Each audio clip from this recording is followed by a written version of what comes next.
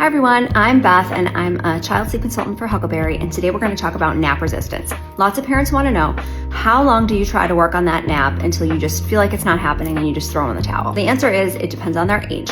If they're 2 to 3 months of age, you can try for about 20 to 30 minutes.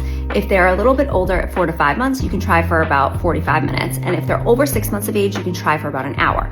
Now at the end of that time, if you feel like it's just not happening, go ahead, leave the room for about 30 minutes, come back in the room again, do an abbreviated version of your routine. It can just be as easy as a short board book.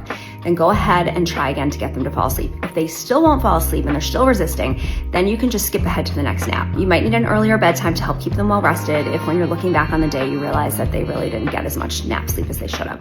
There's also some other things you can do to help make sure they don't resist their naps. One is using age-appropriate wake windows. If you're trying, to help them go to sleep when it's been too long or too short, it's gonna be harder for them. Also making sure they don't fall asleep outside of, those scheduled nap times. So if they're falling asleep in the car or a stroller ride or on that last feeding leading up to the nap, that's also gonna make it harder for them to fall asleep. Then make sure it's super dark, especially for those older kiddos. They get super distracted by their surroundings.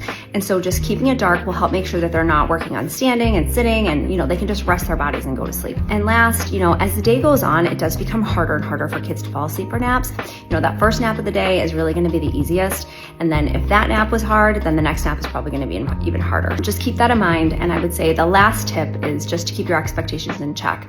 Little babies don't always have an easy time falling asleep for naps. Even babies as old as 6 months struggle too. So keep trying. The good news is that if, you're having trouble on one day, your baby is growing and changing so fast that you're likely to have a new experience if you try again the next day. Just keep an open mind and keep trying. You're doing a great job.